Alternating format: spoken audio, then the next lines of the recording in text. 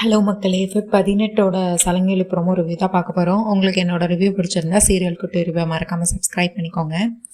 இதில் ககன் வந்து ரொம்ப மோசமான நிலைமையில் வந்து ககனோட வீட்டு வாசலில் வந்து காரை நிப்பாட்டி இருக்கான்.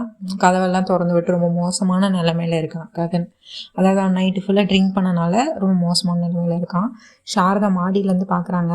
பார்க்கும்போது ககன் வந்து இப்படி இருக்கிறத பார்த்து அவங்க ரொம்ப ஷாக் ஆகிடுறாங்க. ஷாக் ஆகிட்டு சரி போருனி எல்லோரும் வாங்க வாங்க அப்படின்னு கூப்பிட்டு கீழே ஓடி வந்து ககனை பார்க்குறாங்க. என்னடா ஆச்சு உனக்கு, என்னடா ஆச்சு அப்படின்னு சொல்லிட்டு பேசுகிறாங்க. ஆனால் ககனால் பேசவே முடியல. அவன் கண்ணே திறக்கல, கான்ஷியஸ்லேயே இல்லை. அதுக்கடுத்து சரி வரான். உடனே வீட்டுக்குள்ளே ரூமுக்குள்ளே தூக்கிட்டு போகிறாங்க. வீட்டுக்குள்ளே தூக்கி போயிட்டு என்னாச்சு, கேம்புக்கு தானடா போகிறேன்னு சொல்லியிருந்தேன், என்னடா இது கோலம், நான் என்னென்னு நினைக்கிறது அப்படின்னு சொல்லிட்டு சாரதா ரொம்ப அழுகுறாங்க. அழுது என்னடா ஆச்சு உனக்கு, சந்தோஷமாக தானே போனேன், இப்போ ஏன்டா இப்படி இருக்க, இதை நான் என்னென்னு நினைக்கிறது அப்படின்னு சொல்லிட்டு ரொம்ப அழுகுறாங்க. அதுக்கடுத்து சரி இருந்துட்டு பூமியை தானே பார்க்க போனா அப்படின்னு வந்து சொல்கிறான். உடனே அதுக்கடுத்து பூமியவா அப்படின்னு அதுக்கடுத்து ககனே ஒத்துக்கிறான் சாரதா கிட்ட. நான் வந்து இன்றைக்கி தூரமாக போய் நானும் பூமியும் கல்யாணம் பண்ணிக்கலான்னு நினச்சோம்மா, அதுக்காக தான் நான் இன்றைக்கி போனேன். உங்ககிட்ட கூட சொல்லலை, யார்கிட்டையுமே சொல்ல வேண்டாம், நம்ம தூரமாக போய் கல்யாணம் பண்ணிக்கலான்னு கூப்பிட்டேம்மா. அவள் முதல்ல சம்மதிச்சாம்மா, வழக்கம் போல் அவள் என்னை ஏமாற்றிட்டாமா அப்படின்னு சொல்கிறான். அதுக்கடுத்து அவன் ரொம்ப அழுகிறான். அதுக்கடுத்து பூர்ணி கோவப்படுறா, சாரதாவும் கோவப்படுறா. நீங்கள் கல்யாணம் பண்ண சந்தோஷம் தானடா எனக்கு அப்படின்னு சொல்லிட்டு சாரதா வந்து சொல்கிறா. நீயும் பூமியும் கல்யாணம் பண்ணியிருந்தா எனக்கு ரொம்ப சந்தோஷம் தான் அப்படின்னு சொல்கிறான். அதுக்கடுத்து ககன் வந்து நடந்தது எல்லாத்தையுமே சொல்கிறான். வழக்கம் போல் அவங்க வந்த பூமி அவங்களுக்கு அப்பா தான் முக்கியம், என்னை விட்டுட்டா, திரும்பி நான் ஜீரோ ஆகிட்டேன் அப்படின்னு சொல்கிறான். நீ ஜீரோலாம் இல்லைடா, நீ வந்து ஹீரோடா அப்படின்னு சொல்கிறான். நீ எங்களுக்கெல்லாம் ஹீரோ தான், நீ எங்களுக்கு எல்லாமே, நீ எங்களுக்கு எப்போவுமே நீ ஹீரோ தான் அப்படின்னு சொல்லிட்டு சாரதா வந்து சொல்கிறாங்க. இல்லைம்மா, சின்ன வயசில் அப்பாவும் விட்டு போயிட்டாரு, இப்போ நான் காதலிச்ச பொண்ணு அவளும் என்னை விட்டு போயிட்டா, நான் ரொம்ப எனக்கு எதுவுமே நல்லதே நடக்க மாட்டேங்குமா, நான் ரொம்ப அன்லக்கிமா அப்படின்னு சொல்லிட்டு ரொம்ப அழுகிறான். நான் ஜீரோ ஆகி, நான் எல்லாத்துலேயுமே ஜீரோவாக தான் இருக்கேன் அப்படின்னு சொல்கிறான். அதுக்கடுத்து நீ அப்படிலாம் இல்லைடா, உனக்கு நாங்கள் இருக்கோம், பூர்ணி இருக்கா அப்படின்னு சொல்லிட்டு அவங்க அம்மா திரும்ப அதெல்லாம் பேசிகிட்டு இருக்காங்க. செரிக்கு வந்து ரொம்ப ரொம்ப கோவமாயிருது. பூமி வந்து இந்த மாதிரி ஒரு விஷயத்த பண்ணனால. உடனே அவன் வீட்டுக்கு வேகமாக கிளம்பி வரான்.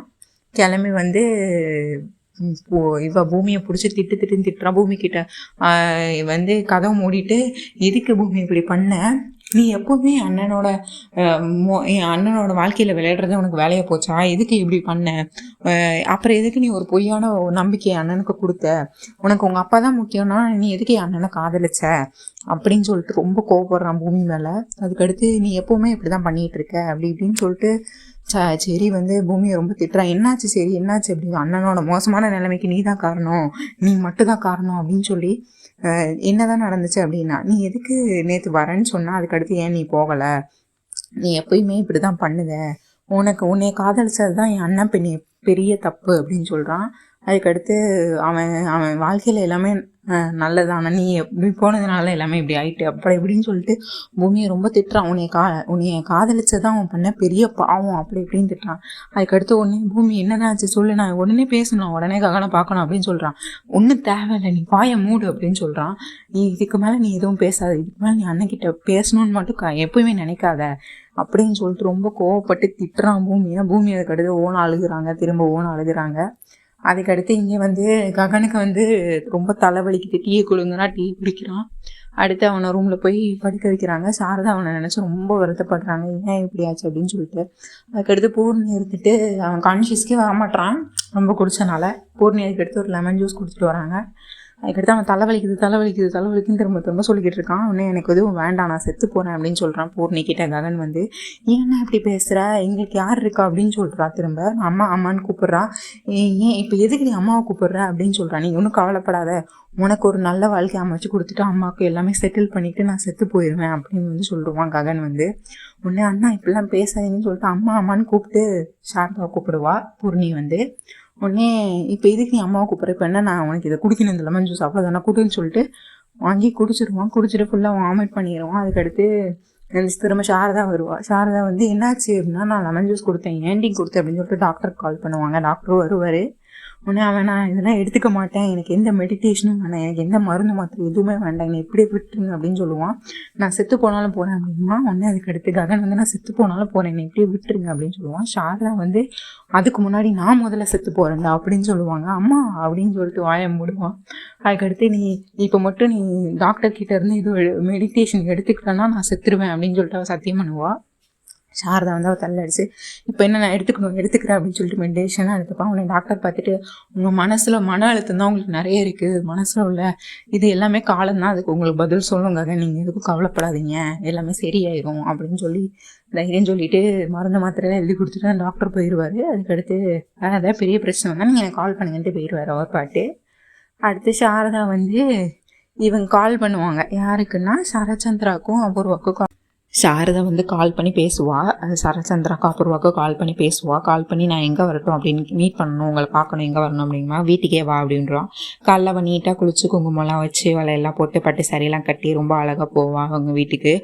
போயிட்டு உள்ளே போவாள் வீட்டுக்குள்ளே. அவங்க 2 பேரும் வாசலில் தான் வெயிட் பண்ணிகிட்டு இருப்பாங்க. ககனும் பூமியும் கல்யாண விஷயமாக தான் பேச வந்திருக்கேன் அப்படின்னு சொல்லுவாள். அதை கேட்டு சரச்சந்திரா ரொம்ப கோவப்படுவார். இதை பற்றி பேசுகிறதுக்கு ஒன்றுமே இல்லை, நீ வீட்டை விட்டு வெளியே போயிரு, இனிமேல் பேசுகிறதுக்கு எதுவுமே இல்லைன்னு ரொம்ப கோவப்படுவார். ஒன்று அவளும் சாரதா இருந்துட்டு சீதாராமன் கல்யாணம் பற்றி பேசுவா, அது இதுன்னு நிறைய சொல்லுவாள். அதுக்கடுத்து ககன் பூமி அவங்க காதலிக்கிறாங்க, அவங்க 2 பேர்த்தையும் சேர்த்து வைங்க, சின்ன வயசுலேயே நீங்கள் சொன்னீங்கிற ஒரு வார்த்தைக்காக நாங்கள் இந்த ஊரை விட்டு நான் போனேன், இப்போ நான் கேட்குற இதை நீங்கள் எனக்கு பண்ணுங்கள், தயவு செஞ்சு பண்ணுங்கன்னு காலை பிடிச்சி கெஞ்சி கேட்பா. சரச்சந்திரா காலை பிடிச்சி கெஞ்சி கேட்பா சாரதா.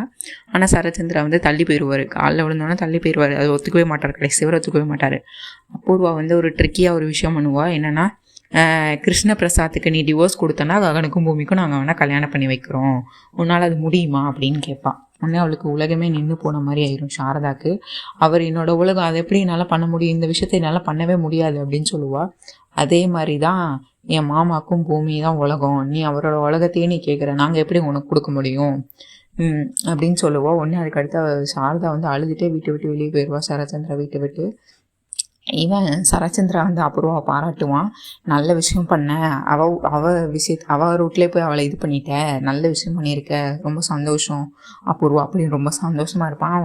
அப்படி நடந்து போயிட்டுருப்பா அபூர்வா. அப்புறம் அவளோட ககனோட நினைவுகள்லாம் வரும். இன்றைக்கி அவன் எவ்வளோ மோசமான நிலைமையில் இருந்தான், என்னெல்லாம் பேசினான், இப்படியே விட்டா என்ன ஆகும் அப்படின்னு சொல்லிட்டு அவன் வந்து ககனுக்காக திரும்ப வீட்டுக்குள்ளே வருவா. அழுதுகிட்டே வந்துட்டு அபூர்வா கிட்டே போயிட்டு எனக்கு சம்மதம் அப்படின்னு சொல்லுவாள்.